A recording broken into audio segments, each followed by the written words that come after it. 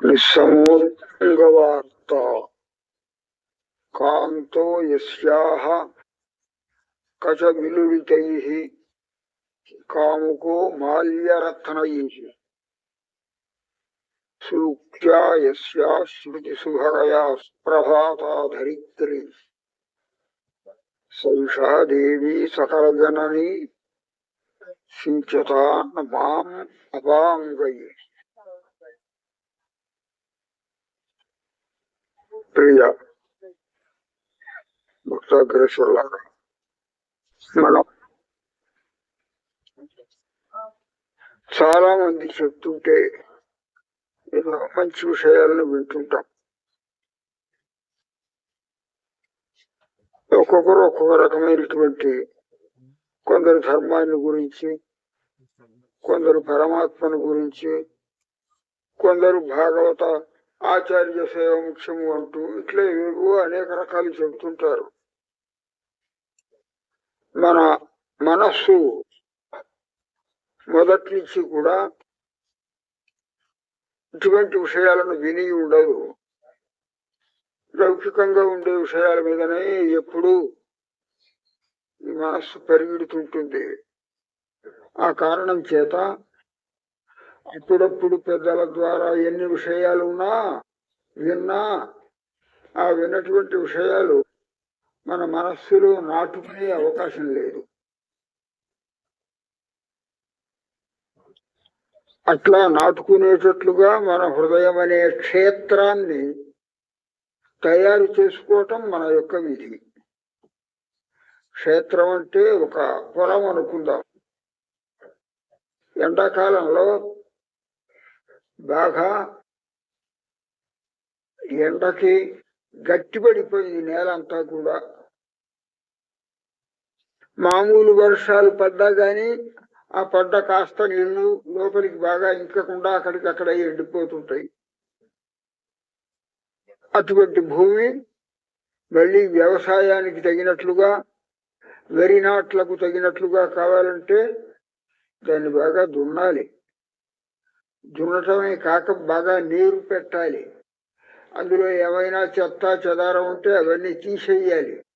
అట్లా తయారు చేసిన తర్వాత మనం వేసేటువంటి గింజ అందులో ఫలవంతం అవుతుంది. అంతే తప్ప భూమి గట్టిగా ఉన్నప్పుడే గింజలు అక్కడ చల్లేసి ఏదో కాస్తో కూస్తో నీళ్లు పెట్టామండి దాని మొహం చూడకుండా ఉంటే అది ఫలించదు. అందులో వట్టి భూమి కాక అది రాతి లాంటి గట్టి మహాగట్టి భూమి అయితే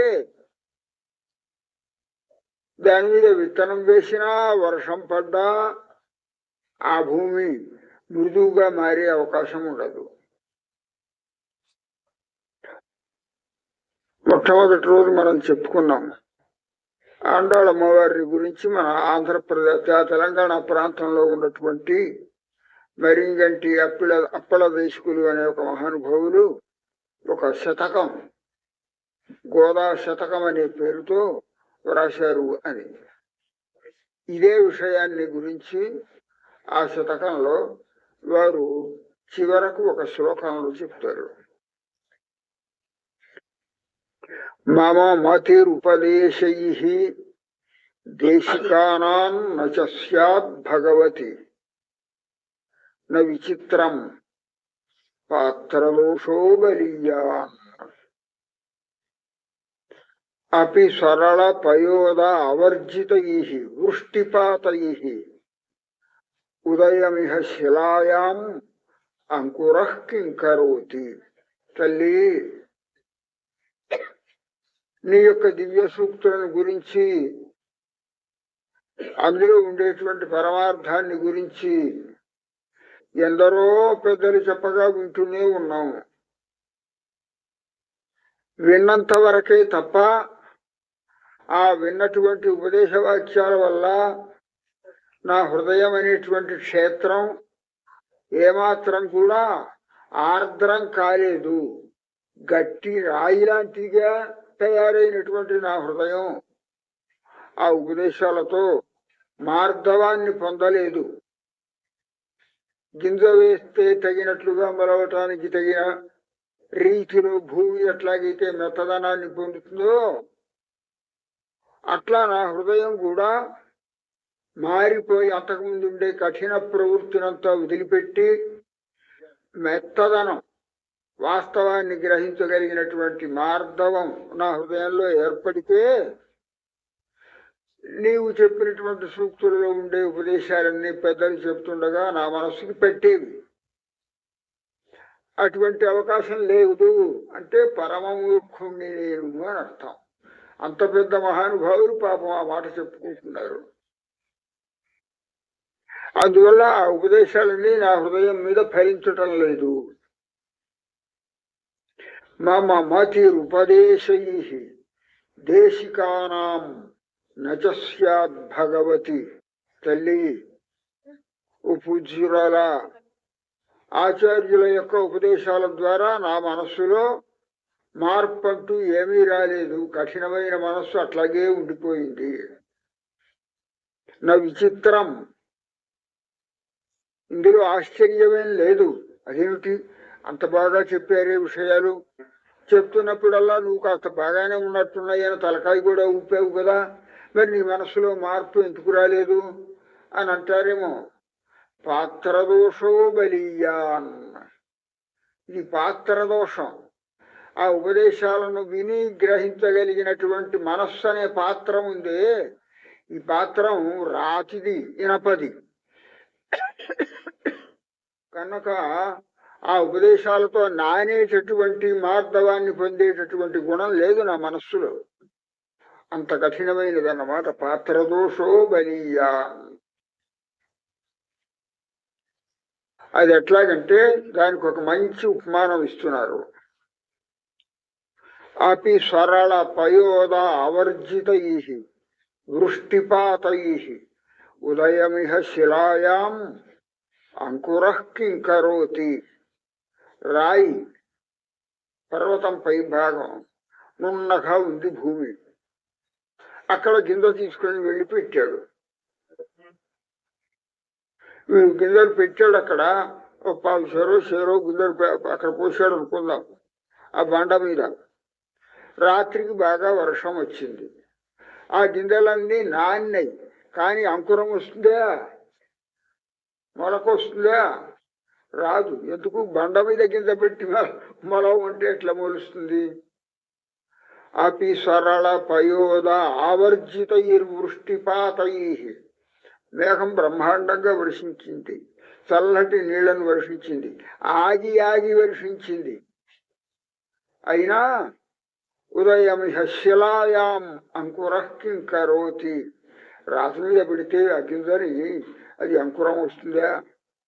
అట్లాగే ఎంతమంది పెద్దలు ఎన్ని ఉపదేశాలను చెప్పినా రాతి లాంటి నా మనస్సులో వివేకమో భక్తో అనేటటువంటి అంకురం రాలేదు అని అర్థం.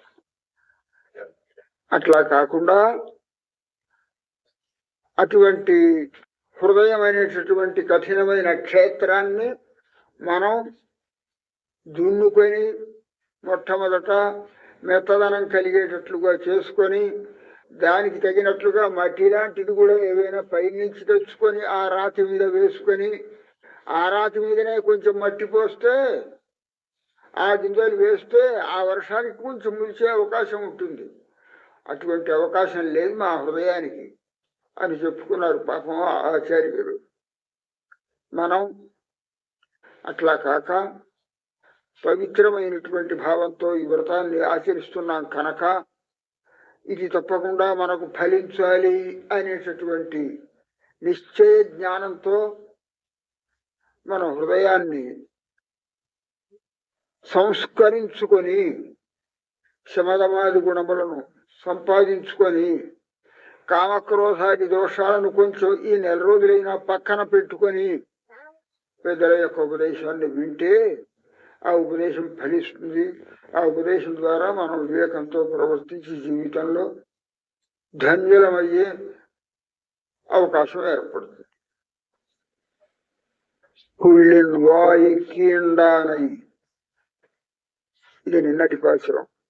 పొల్లా వరక్కనై కిళ్ళి కళయిందానై கீர்த்திமை பாடிப்போய் பிள்ளைகள் எல்லாரும் பாவை களம் புக்கார் வெள்ளி எழுந்து வியாழ முறங்கித்து புள்ளும் சிறும்பினகான் போதறிக்கண்ணினாய் குள்ள குளிர குடைந்து நீராடாதே பழி கிடத்தியோ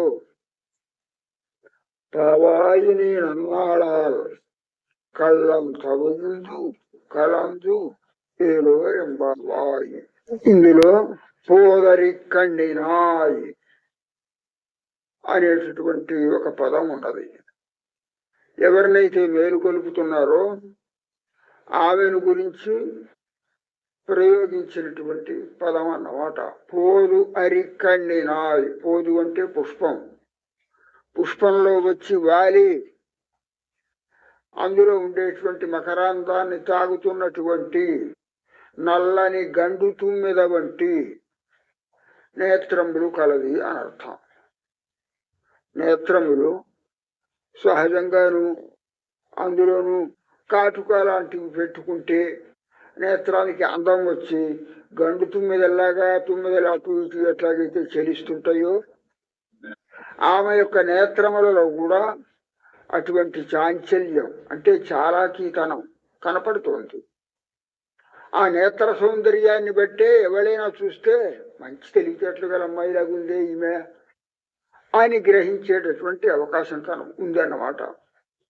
ముఖంలో ఉండే సౌందర్యం కంటే నేత్ర సౌందర్యాన్ని చూసి ప్రతివారు ఆకర్షింపబడేటట్లు ఉన్నారు. పోదరి కండినాయ్ అనే ఆ పదాన్ని ప్రయోగించి అటువంటి నేత్ర సౌందర్యం కల ఓ గోపిక మేలుకోవలసింది అని పిలుస్తున్నారు అన్నమాట.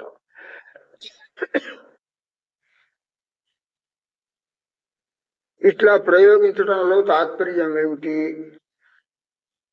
అనంటే భగవంతునికి దివ్యమంగళ విగ్రహంలో ప్రజలకందరికీ అనుగుణంగా దయావర్షాన్ని కురిపించేటటువంటిది, చూడటంతో ఆకర్షించేటువంటిది భగవంతుని యొక్క ముఖంలో నేత్ర సౌందర్యమే ప్రధానము అని భగవంతుని యొక్క నేత్ర సౌందర్యాన్ని గురించి వేదం వర్ణిస్తుంది. పుండరీకాక్షుడు ఆయన అని చెప్తుంది. సూర్యమండలంలో ఉన్నటువంటి పరమాత్మను గురించి ఛాందోగ్యం అనేటటువంటి ఉపనిషత్తులో తస్య యథా కప్యాసం పుండరీకం ఏవం అక్షిణి అని ఆ సూర్యమండలంలో ఉండేటువంటి శ్రీమన్నారాయణుని యొక్క నేత్రాలు ఎట్లా ఉంటాయో చూసారా? సూర్యుని కిరణాల చేత వికసించినటువంటి నీళ్లల్లో ఉన్నటువంటి తామర పువ్వుల యొక్క రేకులు ఎట్లా విశాలంగా ఉంటాయో, పుండరీకం అంటే తామర పువ్వు అన్నమాట. తామర పువ్వుల యొక్క రేకులు ఎట్లా విశాలంగా ఉంటాయో అట్లా అందమైనటువంటి నేత్రములు కలిగినటువంటి వాడు పరమాత్మ అని వేదం కూడా పరమాత్మ యొక్క నేత్ర సౌందర్యాన్ని అద్భుతంగా వర్ణించింది. హనుమంతుడు సీతమ్మ వారితో నువ్వు రాముడి దగ్గర నుంచి వచ్చానంటున్నావు, రాముడి యొక్క సౌందర్యం ఎట్లా ఉంటుందో నాకు చెప్పొకసారి, చెబితే దాన్ని బట్టి నీవు నిజంగా రాముడి దగ్గరికి వచ్చావు, ఆయన బాగా చూసుంటావు నేను అనుకుంటాను అని సీతమ్మ వారు అడిగింది. నాకు గుర్తేమిటి నువ్వు రాముడి దగ్గర నుంచి వచ్చావని అంటానికి అని అంటే ఆయన రాముడి యొక్క సౌందర్యం చెప్పడం ప్రారంభించాడు హనుమంతుడు అమ్మవారితో. ప్రారంభం ఇదే, రామ కమలపత్రాక్ష సర్వసత్వ మనోహర. అమ్మా, రాముడి యొక్క సౌందర్యం చెప్పాలంటే కమలపత్రాక్ష ఇదే మొట్టమొదటి విశేషణం, ఆయనలో ఉండే విశేషం. పద్మపత్రముల వంటి విశాలమైన నేత్రములు కలిగినటువంటి వాడు. అట్లా నేత్ర సౌందర్యంలో పరమాత్మ ఎంత గొప్పవాడో అటువంటి నేత్ర సౌందర్యం గల పరమాత్మను కూడా ఆకర్షింపగలిగినటువంటి నేత్ర సౌందర్యం కలిగినటువంటి వారు అమ్మవారు. ఉపనిషత్తులు కూడా పరమాత్మ ఈయన శ్రీమన్నారాయణుడు అని చెప్పటానికి కోసం ఏమని చెప్తున్నవి ఏమని వర్ణిస్తున్నవి అనంటే అపాంగాః భూయాంసః యదుపరి పరంబ్రహ్మ తదభూత్. ఎవరి మీదనైతే ఆ అమ్మవారి యొక్క దివ్యములైన కటాక్షములు నీలములై దయాంచితములైనటువంటి చంచలములైన సుందరములైన కటాక్షములు పడతాయో, ఎవరి మీద సంపూర్ణంగా అమ్మవారి యొక్క దివ్య కటాక్షములు పడతాయో ఆయన పరమాత్మ అనుకోండి. హ్రీశ్చ తే లక్ష్మీశ్చ పత్నియౌ అని ఉపనిషత్తు పురుష సూక్తం అంటారు. ఆ ఉపనిషత్తు లక్ష్మీదేవి భూదేవి వీరిద్దరూ కూడా ఏ మహాత్మునికి ఇరు ప్రక్కలా ఉంటారో ఆయన పరమాత్మ అనుకోండి అని చెప్తోంది. అంటే లక్ష్మీ అమ్మవారి యొక్క దివ్య కటాక్షానికి పాత్రమైనటువంటి వాడు ఆయన యొక్క శరీరం మీద ఎప్పుడు కూడా ఆయన యొక్క సౌందర్యాన్ని చూస్తూ ఉండేటువంటిది లక్ష్మీ అమ్మవారు అన్నమాట. ఆమె యొక్క దివ్య కటాక్షాలు పడతాయో ఆయన పరమాత్మ అనుకోండి అని వేదం చెప్తోంది. అపాంగాః భూయాంసః యదుపరి పరంబ్రహ్మ తదభూత్. అమీయంత్రద్విత్రాః సచ శతమఖాదిః తరధరాత్. ఆయన కంటే తక్కువ స్థాయిలో ఉండే దేవతలు ఉన్నారు. మనకంటే వాళ్ళు చాలా గొప్పవాళ్ళే కావచ్చు.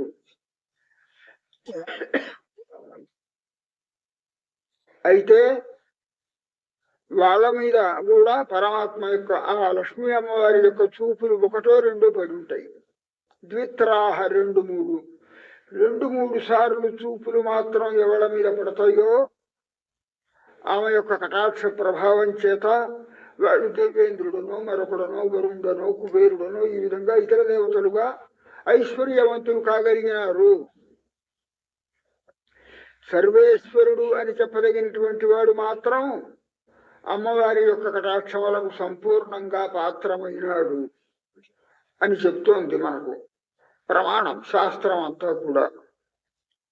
అట్లా నేత్ర సౌందర్యం కలిగినటువంటి లక్ష్మీ అమ్మవారి యొక్క కటాక్షానికి పాత్రుడైన ఆ పరమాత్ముడి వలే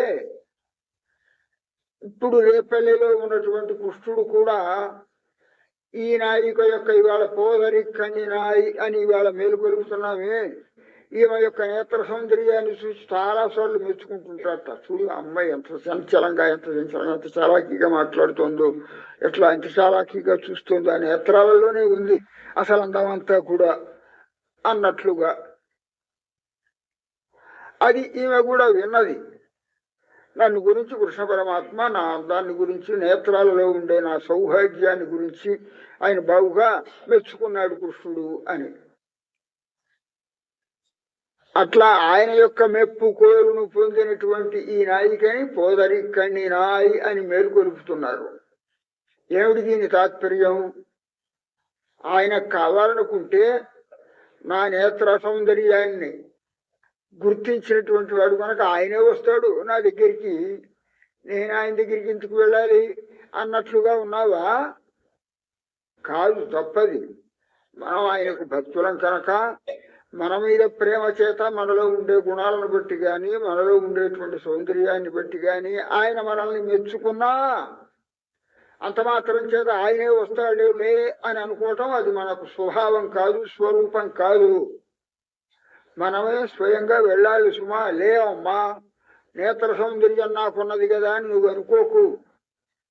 లక్ష్మీ నేత్ర సౌందర్యానికి పరవశుడైనటువంటి వాడు కదా ఆ పరమాత్మ. అట్లాగే కృష్ణుడు కూడా నా నేత్ర సౌందర్యానికి ఆకర్షితుడై వస్తాడులే అని అనుకోకు.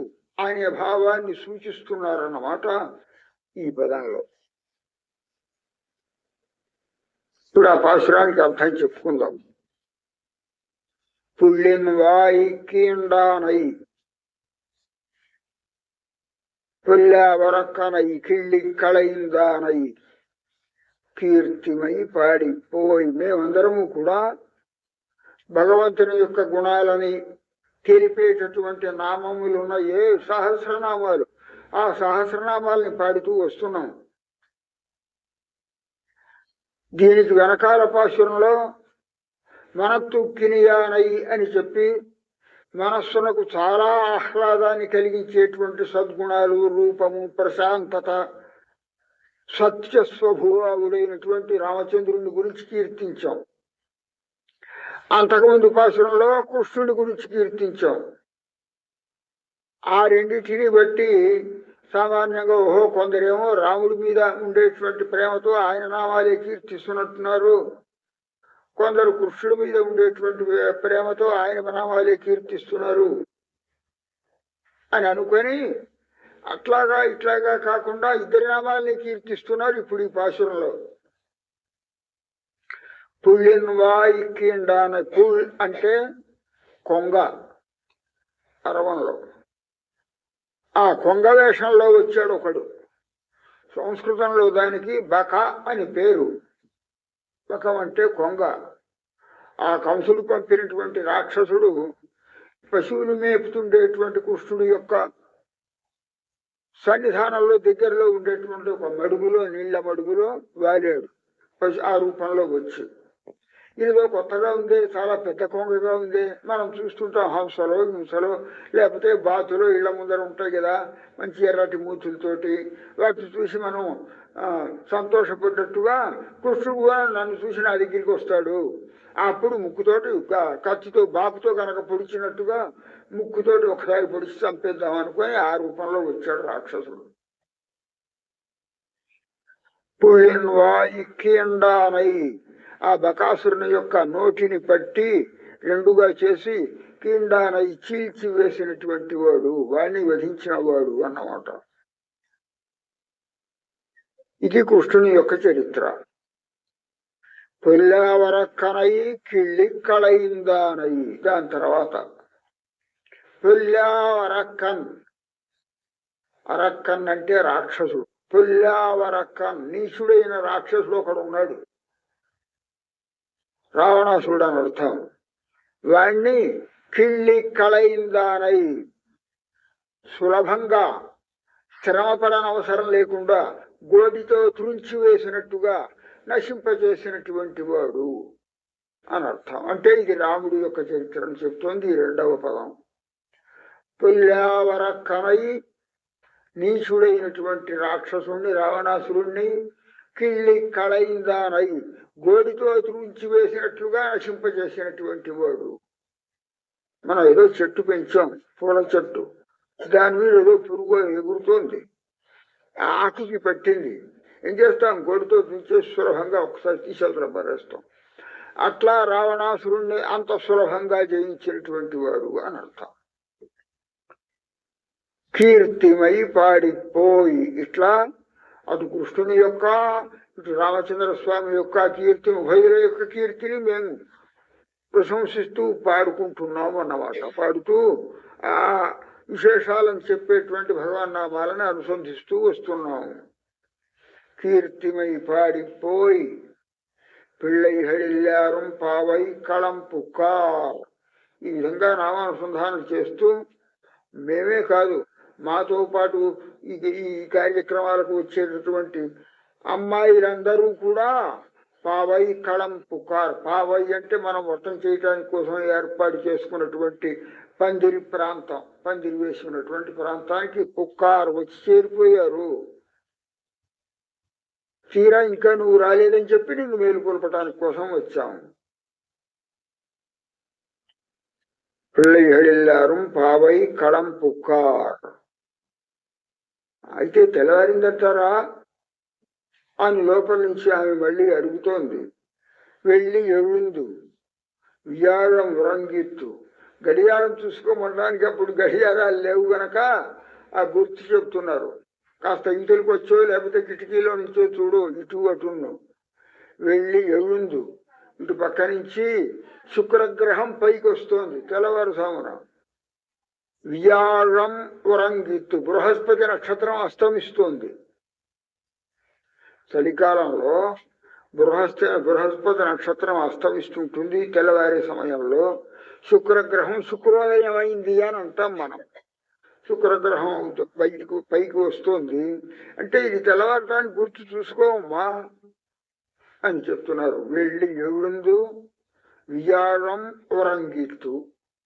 వియాళం అంటే బృహస్పతి నక్షత్రం అస్తమిస్తోంది, శుక్ర నక్షత్రం ఏమో ఉదయిస్తుంది. ఎవిందు అంటే పైకి వస్తుంది. పుళ్ళుం శిలుంబినహాన్. ఇప్పుడు కిటికీల దగ్గరికి వచ్చి అవి చూస్తారు, ఈ గుర్తులన్నీ ఉన్నాయా లేదా ఎక్కడ చూస్తారు అనుకుంటున్నావేమో. పుళ్ళుం శిలుంబినహాన్, పక్షుల యొక్క కూతలైనా కనీసం నీ చెవికి పడలేదా? ఓదరి కండినాయి, ఇందాక చెప్పుకున్నటువంటి పదం ఇది. అంటే వీటి వెలే తుమ్మిదల వెలే చంచలమైన నీలమైన నేత్ర సౌందర్యం కలదా అని అర్థం. కుళ్ళ కుళిర కుడైందు నీరాడాదే పళ్ళిక్కిడత్తియో. చల్లగా మాతో పాటు వచ్చి యమునా నదిలో స్నానం చేసి వ్రతాన్ని ఆచరించవలసి ఉండగా అంతా మర్చిపోయి పళ్ళిక్కిడత్తియో ఇంకా పడుకొని ఉంటావుటమ్మా. నన్నాళాల్, ఇట్లాగే పడుకుంటే మనకు మళ్ళీ ఇటువంటి మంచి రోజులు వస్తాయా? మళ్ళీ ఇటువంటి సదవకాశం, మళ్ళీ మార్గశిర మాసం, మళ్ళీ శుక్రపక్షం ఈ వ్రతాన్ని ఆచరించేటువంటి మంచి సుముహూర్తం దొరుకుతుందా? కళ్ళంత విరిందు కరందు ఏరువరెంబావాయి. కనుక మనస్సులో నీకు ఏమైనా అహంకారం లాంటిదో, వీళ్ళతో నాకేమిట్లే అనేటటువంటి భావన ఏమైనా ఉండవచ్చు. అది తప్పు, అది కళంకం లాంటిది అన్నమాట. అటువంటి భావనను తీసివేసుకొని అందరితో కలిసి భగవద్ అనుభవాన్ని చెయ్యాలి, భగవత్ సేవకు వెళ్ళాలి తప్ప ఒక్కొక్కళ్ళు వెళ్ళటం అనేటటువంటిది సంప్రదాయం కాదు అని భావించి మాతో కలవటానికి కోసం రావలసింది అని మేలు కొలుపుతున్నారు అని ఇది ఆ పాసురంలో ఉండేటువంటి మామూలుగా ప్రతిపద అర్థం. పుళ్ళిన్ వాయికీండానై, భగవంతుని యొక్క బాలకృష్ణుని యొక్క చేష్టలను వర్ణించటంలో ఆయన చేసినటువంటి అనేక విధములైనటువంటి చరిత్రలలో, బాల్య కథలలో బకాసురుణ్ణి వసించడం అనేటటువంటిది. ఆండాళమ్మ వారి యొక్క తండ్రి గారు పెరియాళ్వారు తిరుమవిడి అనే పేరుతో 500 పాసురాలు గల ఒక 450 అనేమో పాసురాలు కలిగినటువంటి ఒక ప్రబంధాన్ని మనకు ప్రసాదించారు. ఆ ప్రబంధంలోనే మొట్టమొదటిది మనం చదువుకునేటువంటి పల్లెండు పల్లెండు పల్లె రత్తాండు అని మంగళాశాసనంతో ప్రారంభం అవుతుంది ఆ ప్రబంధం. అందులో ఒక చోట వారి యొక్క ప్రబంధం అంతా కూడా పూర్తిగా రేపల్లెలోనే వారు గడిపారేమో అన్నంత అందంగా ఉంటుంది. ప్రబంధంలో వారు వర్ణించిన ఘట్టాన్ని చదువుకుంటున్నప్పుడు, వారు రచిస్తున్నప్పుడే వారికి తామొక శ్రీవిల్లిపుత్తూరులో ఉన్నటువంటి ఒక బ్రాహ్మణులమని, తాము అక్కడ ఆ స్వామికి సేవ చేయడానికి కోసం పుష్పమాలను తీసుకెళ్తున్నాము అనే భావన ఉండదుట. తాము ఒక యశోదమని, బాలకృష్ణుడికి యశోద ఏ విధంగానైతే అన్ని విధములైన ఉపచారాలు చేస్తూ ముద్దాడుతూ తాను ఆనందిస్తుందో ఆ భావనతోటే వారు ప్రసాదించినటువంటి 450 గల పాసురాలు గల ప్రబంధం అంతా నడుస్తుంది. యశోదమ్మ కృష్ణ పరమాత్మకి, బాలకృష్ణుడికి తల ఊగుతోంది అని ఒక దశకం, ఒక 10 పాసురాలు. చిన్నపిల్లలు తల ఊగుంది అని రమ్మంటే రారు, వినరు. అరే నీకు మంచి కథ చెప్తాను రా, లేకపోతే నీకు అది పెడతానురా, ఇది పెడతానురా, తిండి పెడతానురా అని అంటే ఇటువంటి ముద్దు ముద్దు మాటలు చెప్తుంటే కూర్చోబెడతారు. ఆ మాటలతో కూర్చోబెట్టిన తర్వాత వాడు తల మీద దువ్వెన పెట్టి ఊసేటప్పటికి మళ్ళీ తలలో ఊపుతుంటాడు, మొండి వేషాలు వేస్తుంటాడు. అట్లా కాకుండా తల్లి వాడిని మెప్పులతో మంచి మంచి మాటలను చెప్తూ తలదూపుతోంది యశోద అని ఆ భావంతో ఒక 10 పాసురాలను చెప్పారు. ఆండాళమ్మ వారి తండ్రి గారైన పెరియారు గారు. అందులో ఈ విషయం కూడా వచ్చింది. పళ్ళత్తిన్ మేயும் పరవై యురక్కొండు புள்ளிது என்று புதுக்கோவாய் கீண்டிட்ட பிள்ளையை குழல்வாராய காக்காய் பேய் விளையுண்டான் కుழల్వారాయ కాకాయ్. రే కాకి చూసావా చెట్టు మీద? ఆ కాకి నీకు తలదూగుతానంటోందిరా. ఆ చూడు ఎంత దగ్గరికి వస్తుందో. ఓ కాకి రావే, మా పిల్లవాడికి తలదిగుదు గాని అని ఎవేవో ముద్దు ముద్దు మాటలు చెప్తూ యశోద పిల్లవాడికి తలదూగుతోంది అని అపాశ్రం. పళ్ళத்தின் మేயும் పరవై ఉరక్కుండు. పళ్ళం అంటే పల్లం. మనం పల్లం అని తెలుగంటామే. పల్లమంగా ఉన్న నేలలో నీరు నిలిస్తే అక్కడికి వచ్చి చేరినటువంటి ఒకనొక కొంగ. పళ్ళத்தின் మేయం అంటే మేత మేస్తున్నటువంటి, అంటే అక్కడ ఆ పురుగులు ఈ పురుగులు చేపలు ఇవో ఉంటే తింటున్నటువంటి ఒక కొంగ అన్నమాట. పళ్ళத்தின் మేయం పరవై ఉరక్కుండు, పక్షి యొక్క ఆకారాన్ని, అటువంటి పక్షి రూపాన్ని ధరించి వస్తే ఒక రాక్షసుడు పుళ్ళిదు వెన్రు, ఇగో ఈ పక్షి చాలా అందంగా ఉందిరా అని చెప్పి పక్క గొల్ల పిల్లలతో అందరితో చెప్పి రండి రండి రండి రండి రండి అని తాను వెళ్ళి అమాంతం దాన్ని పెట్టుకున్నాడు. పరవై ఉరక్కొండు పుళ్ళిదు వెన్రు పుదుకోవాయి కీండిట్ట. అమాంతం దాన్ని పెట్టుకొని తీసి పారేసేటప్పటికి ఏమైంది? అది చచ్చి ఆ అసలైన మాయారూపం పోయి అసలైన రాక్షస రూపంలో బయటపడ్డది. అట్లా తన వధ కోసం వచ్చినటువంటి బకా వేషంలో వచ్చినటువంటి రాక్షసుని వధించినటువంటి వాడు మా కుమారుడు అని ఆ యశోద చెప్పుకుంటోందన్నమాట. పళ్ళத்தின் మేயும் పరవై ఉరక్కొండు పుళ్ళిదు వెన్రు పుదుకోవాయి కీండిట్ట పిల్లయ్యి. అటువంటి మా అబ్బాయికి పిల్లయ్యి కుழల్వారాయ్ అక్కాయ్. ఓ కాకి కాకి రావే, మా పిల్లవాడి తలదుగోవే. పేయి ములయ్యుండాను కుழల్వారాయ్ అక్కాయ్. చాలా అందంగా పాడుతుంటే పశువులు చాలా బాగా ఉంటాయి. ఇది ఉందే పేయి, మారు వేషం వేసుకుని వచ్చినటువంటిది పూతన, దాని ప్రాణాలని హరి నీచుడైనటువంటి ఒక రాక్షసుడు ఉన్నాడే. రాక్షసుల్లో కూడా నీచుడు ఉంటాడా? రాక్షసుల్లో కూడా మంచివాడు ఉంటాడా? రాక్షసుడు అంటేనే అసలు నీచుడు అని అర్థం కదా. మళ్ళీ నీచుడు అని చెప్పడం ఎందుకు అని అనుకోకండి. రాక్షసుల్లో కూడా మంచివాళ్ళు ఉంటారు. ప్రహ్లాదుడు రాక్షసుడు కాదు, ఎంత మంచివాడు. విభీషణుడు రాక్షసుడు కాడా, ఎంత మంచివాడు. విభీషణుడి గురించి చెప్పమంటే హనుమంతుడు చెప్పాడు రామచంద్ర స్వామితో, విభీషణస్తు ధర్మాత్మ, చాలా మంచి ధర్మం కలవాడు, ఆ లంకా నగరంలో వాడు ఒక్కడేనన్నాడు. అందువలన మంచి రాక్షసుడు కాదు, నీచుడైనటువంటి రాక్షసుడు రావణాసురుడు. తొల్లా నీచుడైన అరక్కనై రాక్షసుడు. ఏమిటి వీడిలో ఉన్నటువంటి నీచత్వం? నీచత్వంలో కూడా పరమనీచుడు. ఇక అంతకంటే నీచుడు మరొకడు లేడు.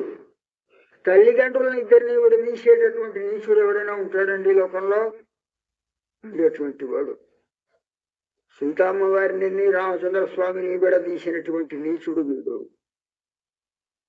అటువంటి వాణి పెళ్ళవరక్కనై కిళ్ళి కళయిందానై, ఒక్కసారి గోడితో తుడిచివేసినట్లుగా అనాయాసంగా సులభంగా చంపివేసిన వాడు. ఆ రావణాసుడితో యుద్ధం చేయటానికి కోసమని దేవతల లాంటి వాళ్ళు ఎన్నెన్నో సైన్యాలను తెచ్చుకొని ఉంటే కూడా యుద్ధం చేయలేక పరాజయాన్ని పొంది పారిపోయారు. రామచంద్ర స్వామి అట్లా కాదు. గోటితో కనుక పురుగును తుడిచి అవతల పారేసినట్లుగా అంత సులభంగా వాడిని ఆవాలీలగా నశింపచేసినటువంటి పరాక్రమం కలవాడు రామచంద్ర స్వామి. సత్య పరాక్రమం కలవాడు. పెళ్ళవరక్కనై కిళ్ళి కళయిందానై కీర్తిమై పాడిపోయి, అటువంటి ఆ స్వామి యొక్క కీర్తిని పాడుతూ వస్తున్నాం. కృష్ణుని యొక్క కీర్తిని, రామచంద్ర స్వామి యొక్క కీర్తిని కూడా మేము పాడుతూ వస్తున్నాం. రామచంద్ర స్వామికి కీర్తి ఏమిటి అని అంటారేమో. లోకంలో ఎవరికైనా చాలా మంది ప్రశంసించదగినటువంటి గొప్ప కీర్తి ఉన్నదండి అని అంటారు. వాడి యొక్క కీర్తిని, వాడికి అనుకూలమైనటువంటి వాళ్ళు, వాడి ద్వారా ఉపయోగాలను పొందినటువంటి వాళ్ళు ఎవరైనా ఉంటే మెచ్చుకోవచ్చు. కానీ శత్రువులు లాంటి వాళ్ళు వాడి యొక్క కీర్తిని మెచ్చుకుంటారా? ఎవరైనా శత్రువు ఎప్పుడూ కూడా ఇతరుడు యొక్క కీర్తిని మెచ్చుకోడు. తనకు శత్రువైన వాడి యొక్క కీర్తిని మెచ్చుకోడు. రామచంద్ర స్వామి అటువంటి వాడు కాదుట. ఆయన యొక్క కీర్తి శత్రువులు కూడా మెచ్చుకుంటారట. కీర్తిమై పాడిపోయి, శత్రువర్గంలో కూడా శత్రువులలో ప్రధానులు అని చెప్పదగినటువంటి వారు కూడా రామచంద్ర స్వామి యొక్క కీర్తిని బహుధా ప్రశంసిస్తుంటారట. అనేక రకాలుగా. పరాక్రమం అంటే ఆయనది. అమూలపదిలోంచి బాణం ఎప్పుడు తీస్తున్నాడో, ఎప్పుడు ధనుస్సులో సంధిస్తున్నాడో, ఎప్పుడు ప్రయోగిస్తున్నాడో ఆ వేగాన్ని మనం గుర్తించలేకపోతున్నాం. జడివానలాగా పడిపోతున్నాయి బాణాలు. ఇంత వేగం, కరెంట్లు మించినటువంటి వేగంగా పడిపోతున్నాయి ఈ బాణాలు అని ఆశ్చర్యపడేటటువంటి వాళ్ళతో శత్రువులందరూ కూడా రావణాసురుడు యొక్క, రామచంద్ర స్వామి యొక్క హస్తలాఘవాన్ని చూసి, బాణ ప్రయోగంలో ఉండేటువంటి వేగాన్ని చూసి, వాళ్ళు వీళ్ళు కాదు రావణాసురుడే మెచ్చుకున్నాడని చెప్పి యుద్ధకాండంలో ఒక చోట వాల్మీకి చెప్తాడు. అవలీలగా నవ్వుతూనే బాణవర్షాన్ని కురిపించి రామచంద్ర స్వామి వాడి మీద వాడు మూర్ఛపడిపోయేటట్లుగా చేశాడు. మూర్ఛపడిపోయాడు. స్వస్థడేమో వీడు అని చెప్పి ఆ సారథి భయపడిపోయి అమాంతం ఆ రథాన్ని అక్కడి నుంచి వెనక్కి ఒక 2 మైళ్ళ దూరం తీసుకెళ్ళిపోయాడు. వీడు మూర్ఛపడిపోయి ఉన్నాడు. తీసుకువెళ్ళిపోయి అక్కడ మర్రి చెట్టు క్రింద కాసేపు ఆపాడు. చల్లటి గాలి వస్తుంది, చల్లటి వాతావరణం అక్కడ ఉందని చెప్పి. కొంతసేపు అయిన తర్వాత కళ్ళు తెరిచి చూశాట వీడు రావణాసురుడు. ఈ చెట్టు కింద ఉన్న ఏది యుద్ధం ఏది ఏం లేదు. చూస్తుంటే అప్పుడు వాడు చెప్పాడు, ఆయన బాణవర్షానికి నువ్వు తల్లడిల్లిపోయావు, మూర్ఛపడిపోయావు, నీకెక్కడ ప్రాణం పోతుందో అని చెప్పి నీ ప్రాణాలు కాపాడటానికి కోసం నేను ఇక్కడికి ఈ చెట్టు కిందికి తీసుకొచ్చాను. కొంతసేపు సేవ తీర్చుకున్న తర్వాత లంకా నగరానికి వెళ్ళదాన్ని, రేపు యుద్ధం సంగతి చూద్దాంలే అని అన్నాడు. అప్పుడు వాడితో, ఆ సారథితో రావణాసురుడు ఇట్లా చెప్పినాడు అని చెప్పి రామాయణంలో వాల్మీకి అద్భుతంగా వర్ణిస్తాడు.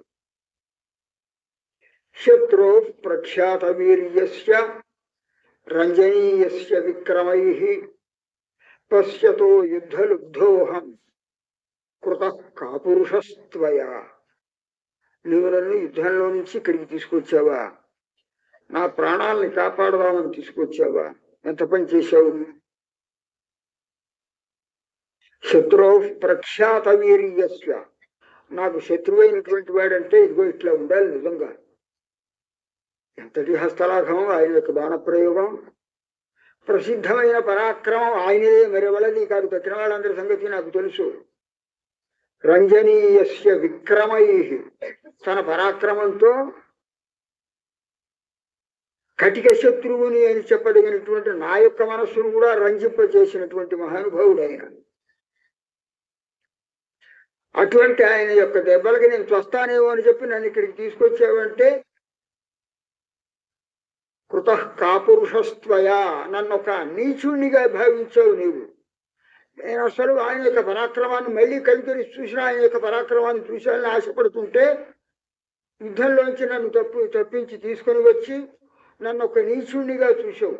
నీవు ఎంత పని చేసావురా? భయపడి పారిపోయి వచ్చాడు అని అందరూ అనుకుంటారు. అది ఎట్లా ఉండని అపకీర్తి వస్తే వచ్చింది.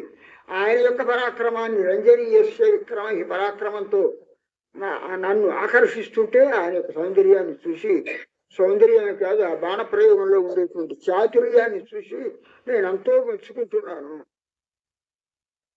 అని రావణాసురుడే వర్ణించినట్టుగా రాముని యొక్క ప్రభావాన్ని పరాక్రమాన్ని ఆ శ్లోకంలో వాల్మీకి వర్ణిస్తున్నాడు. అట్లా కీర్తిమై, కీర్తి అంటే నిజంగా అది తనకు అనుకూలమైనటువంటి వాళ్ళు, తన వల్ల ఉపకారాన్ని పొందినటువంటి వాళ్ళు, తన కీర్తకు ఇది అంత గొప్పవాడు ఇంత గొప్పవాడు అని చెప్పి వాడిని గురించి కీర్తిని చెప్తే వాడి యొక్క కీర్తిని గొప్పగా ప్రశంసిస్తే అది కాదు గొప్పతనం. శత్రువైన వాడు కూడా ఎవరి యొక్క పరాక్రమాన్ని గురించి వర్ణిస్తాడో అటువంటి శత్రువు చేత కూడా మెప్పుదలను పొందగలిగినటువంటి వాడు వాడే నిజంగా వీరుడు, వాడికే నిజంగా కీర్తి అంటే. అటువంటి కీర్తి ఇగో రావణాసురుడు, రామచంద్ర స్వామికి ఉంది. రావణాసురుడు కూడా మెచ్చుకున్నాడు. ఇక్కడ వ్యాఖ్యానంలో ఒక మంచి చమత్కారమైన వాక్యాన్ని వర్ణిస్తారు. రాముడి యొక్క సౌందర్యానికి మనసిచ్చిందిట శూర్పణఖ. రాముడి యొక్క ధర్మనిష్టకి మనసు ఇచ్చాట విభీషణుడు. రాముడి యొక్క పరాక్రమానికి మనసు ఇచ్చాట రావణాసురుడు. ముగ్గురు రామచంద్ర స్వామి యొక్క ఈ యొక్క ఒకళ్ళు సౌందర్యానికి, ఒకళ్ళేమో ధర్మనిష్టకి, ఒకడేమో పరాక్రమానికి వశమైపోయారు అని వ్యాఖ్యానంలో వర్ణిస్తారు పెద్దలు. అదిగో అదే నిజంగా కీర్తి అంటే. కీర్తిమై పాడిపోయి అటువంటి మహానుభావుని యొక్క కీర్తిని గురించి మనం బాగుగా పాడుతూ వస్తున్నాం. పిళ్ళైహళ్ ఎల్లారం పావై కళం పుక్కార్. మన రేపల్లిలో ఉన్నటువంటి వాళ్ళు అందరూ కూడా అప్పుడే చేరిపోయారు గమ్యస్థలానికి, వ్రతాన్ని ఆచరించే ప్రదేశానికి.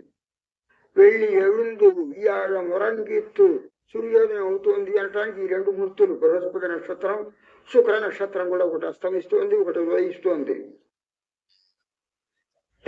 సిలుంబినహాన్ పశువులన్నీ కూడా అరుస్తున్నాయి. పోదరి కండినాయ్ కుళ్ళ కుడిర కుడయిందు నీరాడాలే. చల్లగా మనం వెళ్ళి యమునా నదిలో స్నానం చేస్తే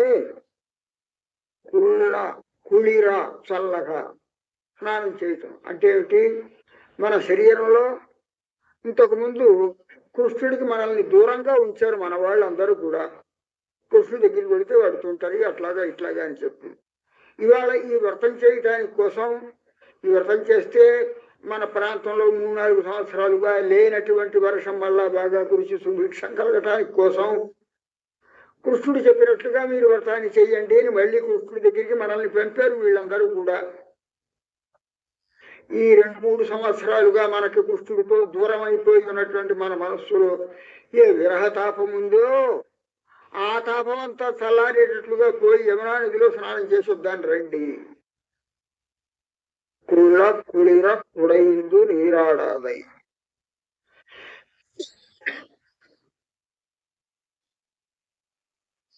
భరతుడు పాదుకలను తీసుకొచ్చుకొని రామచంద్ర స్వామిని తీసుకురాలేకపోయాడు కనుక అయోధ్య నగరానికి అడుగు పెట్టకుండా ప్రక్కనే ఉన్నటువంటి నందిగామంలోనే ఉండి ఆ పాదుకలకు పూజ చేస్తూ రాజ్యాన్ని పరిపాలిస్తున్నాడు. అతను రోజు కూడా ప్రక్కన ఉండేటువంటి సరయూ నదికి వెళ్ళి స్నానం చేసి వచ్చి రాముల్లాగానే మహర్షుల్లాగానే చక్రవర్తి కుమారుని కదా నేననేటువంటి భావంతో అలంకారాలు విలంకారాలు ఏమీ చేసుకోకుండా ఋషివృత్తిలో రాజ్యాన్ని పరిపాలించాడు 14 సంవత్సరాలు.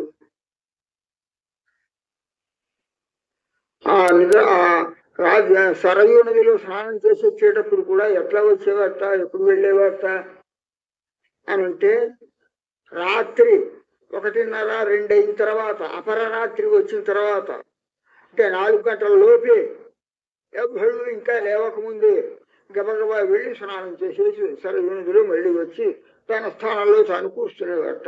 పాదుకల సేవ చేస్తూ పూజ చేస్తూ తెల్లవారే వరకు. తర్వాత రాజ్య కార్యాలను చూసుకునేవాడు. అంటే అపరరాత్రం అంటారు, మధ్యరాత్రం అయిపోయిన తర్వాత భాగం అన్నమాట. ఆ అపరరాత్రంలో వెళ్ళి స్నానం చేసి వచ్చేవాడు భరతుడు. రామ విరహ సంతాపాన్ని తొలగించుకోవటం, శాంతిపరచుకోవటానికి, ప్రజల యొక్క అపవాదానికి భయపడిపోయి ఇదిగో భరతుడు వీడే రాముడు వనవాసానికి వెళ్ళడానికి కారణమని ప్రజలు ఎక్కడ తనను చూసి వేలు పెట్టి చూపిస్తారేమో అనే భయంతో ప్రజలకెవరికి కూడా కనపడకుండా తెల్లవారుభావనే వెళ్ళి స్నానం చేసి వచ్చేవాడు. ఈ జరుగుతున్నటువంటి విషయం అంతా కూడా అటు చిత్రకూటంలో ఉన్నటువంటి రామచంద్ర స్వామికి బాగా తెలిసింది. పంచవటిలో చిత్రకూటం నుంచి వెళ్ళిపోయి మళ్ళీ పంచవటిలో ఉండగా ఇప్పట్లాగే విపరీతమైన చలిగా ఉంది. ఒకరోజు ఆ సందర్భంలో సీతారాముడు ఇద్దరు కూర్చొని ఉన్నారు. పక్కన లక్ష్మణుడు కూడా ఉన్నాడు. ఆ చలి గురించి హేమంత ఋతువు అంటాం. ఈ చలికాలాన్ని గురించి వర్ణిస్తూ అతను లక్ష్మణుడు ఒక మాట చెప్పాడు. అత్యంత సుఖ సమృద్ధ సుకుమార సుఖోచిత కథన్వపరరాత్రేషు స్వరయూమవగాహతే. భరతుడు పాపం తెల్లవారుజామునే లేచి, ఇంత చలికాలంలో కూడా అపరాత్రంలోనే లేచి స్నానం చేసి వచ్చి పాదకులకు పూజ చేసుకుంటున్నట్ట. ఇంత చలిలో పాపం ఎట్లా భరిస్తున్నాడో అని లక్ష్మణుడు భరతుడు యొక్క సంగతిని జ్ఞాపకం చేశాడు.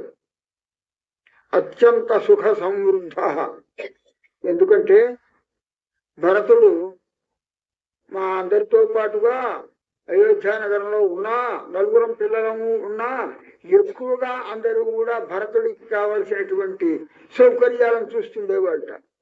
రాజుగారికి ఇష్టమైనటువంటి భార్య కైకేయి గనక, కైకేయి పుత్రుడు గనక అని మొట్టమొదటి అతనికే ఏదైనా ఫస్ట్ ప్రిఫరెన్స్. తక్కిన ఏదైనా పళ్ళు గిళ్ళు కావలసిన ఆభరణాలు ఆ తర్వాతే తక్కిన వాళ్ళకి అందేవన్నమాట. అంత సుకుమారంగా పెరిగినటువంటి భరతుడు అత్యంత సుఖ సమృద్ధ సుకుమార సుఖోచిత, అన్ని రకాలైనటువంటి సుఖాలను కూడా అనుభవించినటువంటి వాడు. కథన్ను అపరరాత్రేషు స్వర్యూం అవగాహతే. ఈ అపరరాత్రాలలో, ఈ చలికాలంలో ఆ రెండింటికి పోయి అసల్హటి ఆ సరయుడిలో పాపం ఎట్లా ముడుగుతున్నాడు అని భరతుడి గురించి పాపం ప్రశంసిస్తూ లక్ష్మణుడు చెప్పాడు. ఇట్లా చెప్పిన తర్వాత ఇంకొక రెండు వాక్యాలు కూడా భరతుడి గురించి చాలా యోగ్యుడు పాపం మహానుభావుడు అని చెప్పిన తర్వాత కైకేయుని గురించిన విషయం ఎత్తుకున్నాడు. అసలు ఇంత భరతుడికి ఆ కష్టం కలగటానికి కానీ, మనం ఈ వన ప్రాంతాలకన్నిటికీ రావటానికి కానీ ఆ పాపిష్టిది ఆ కైకేయిగా కారణం అని ఆ మాటల ధోరణి ఇటు నుంచి భరతుడి మీద నుంచి అటు మళ్ళింది అన్నమాట. అప్పుడు వెంటనే రామచంద్ర స్వామి ప్రక్కనే ఉన్నాడు. ఒరే మాట్లాడకు, ఇక ఆపు నీ ప్రసంగం. ఎందుకు? భరతుడి గురించి నువ్వు ఇందాక 5-6 శ్లోకాలతో చెప్పావు. చాలా సంతోషంగా విన్నాను, నాకు ఆనందం కలిగింది. కానీ ఆ కైకేయిని గురించినటువంటి ప్రస్తావన చేస్తున్నావే, ఏమని ఆమెను దూషిస్తూ నతేంబ మధ్యమా తాత గర్హితవ్య కథంచన, ఆమెను గురించి నువ్వు దూషించడానికి వీల్లేదు. ఆమె కారణం ఏమిటి? ఆమెకు నిమిత్తం దైవ నిర్ణయం అట్లా ఉంది. ఆ దైవ నిర్ణయం ఒకళ్ళ ద్వారా ఎవరి ద్వారానో ఒక జరగాలి కనుక ఆమె నిమిత్తం ఇది తప్ప ఆమె మాత్రం నా మీద ద్వేషం ఉందే? ఆమెకి నన్ను వనవాసానికి పంపించాలనే ద్వేషం ఉందా? నిజంగా భరతుడి కంటే నన్ను ఎక్కువగా ఎంత ప్రేమించేదా మహాతల్లి? కైకేయిని గురించి ఇటువంటి వ్యర్థ ప్రసంగాలు చేయకు. నతేంబ మధ్యమా తాత గర్హితవ్య కథంచన, నీకంతగా ఇంకా చెప్పాలి అని ఉంటే ఆ భరతుడి మీదనే, భరతుడి యొక్క గుణాల గురించే నువ్వు ఎంతసేపు అయినా చెప్పు, నేను సావకాశంగా వింటూ కూర్చుంటాను. తామేవ ఇక్ష్వాకునాథస్య భరతస్య కథాం కురు, భరతుడి యొక్క ప్రసంగాలనే నీవు చెప్పు. ఎంత అవకాశమాడో, ఎంత మహానుభావుడో, ఎంత యోగ్యుడో. పాపం నీకోసం అన్నా, నీకోసమని రాజ్యాన్ని కూడా ఎదుర్కొని తాను తాపస వృత్తితో నందిగామంలో ఉన్నట్ట అని ఆయన యొక్క గొప్పతనాన్ని చెప్పు. ఇక్ష్వాకునాథు, మన ఇక్ష్వాకు వంశంలో అవతరించినటువంటి రాజపురుషులలో ఉత్తముడు భరతుడు. అని రామచంద్ర స్వామి కూడా భరతుని గురించి ప్రశంసించారట. అట్లాగా ఆ భరతుడు ఎట్లాగైతే అపరరాత్రంలో వెళ్ళి ప్రజలందరూకి కనపడితే వాళ్ళందరూ ఏమనుకుంటారు అని చెప్పి రాముడి యొక్క విరహాన్ని భరించలేక చల్లగా వెళ్ళి యమునా నదిలో మునిగి స్నానం చేసి వచ్చి ఎట్లాగైతే తన యొక్క పాదుకా సేవను చేస్తుండేవాడో మనం కూడా కుళ్ళ కుడిర కుడైందు నీరాడాది. ఇప్పుడు ఇంతకాలంగా కృష్ణ పరమాత్మకి బాలకృష్ణుడికి మనం దూరంగా ఉన్నందువల్ల మనలో కలిగినటువంటి విరహతాపం శాంతించేటట్లుగా వెళ్ళి యమునా నదిలో స్నానం చేద్దాం రండి. అయిన తర్వాత ఆ వ్రతానికి మనం ప్రారంభించుకుందాం పదండి అని చెప్పి పళ్ళిక్కడత్తియో పావాయిని నన్నాళాల్ కళ్ళం తవిందు కలందు కళ్ళం తవిందు కలందు నీలో ఉన్నటువంటి ఒక కపట బుద్ధి నీలో ఉన్నట్టుంది. మేమందరం ఇంతమందిగా పిలుస్తుంటే సూర్యోదయం అవుతుంటే నువ్వు రాలేదు అనంటే మాకంటే వ్యతిరేకమైనటువంటి అభిప్రాయం ఏదో నీలో ఉంది. కొంచెం కళంకం ఉంది. ఏమిటా కళంకం? నేను గొప్పదాన్ని కనుక, నా యొక్క సౌందర్యాన్ని ఆయన గుర్తించాడు కనుక వీళ్ళందరితో నాకేం లెక్క అని అనుకోకు. అదే ఉన్నటువంటి కళంకం. భగవద్భక్తులలో ఉండరానటువంటి కళంకం.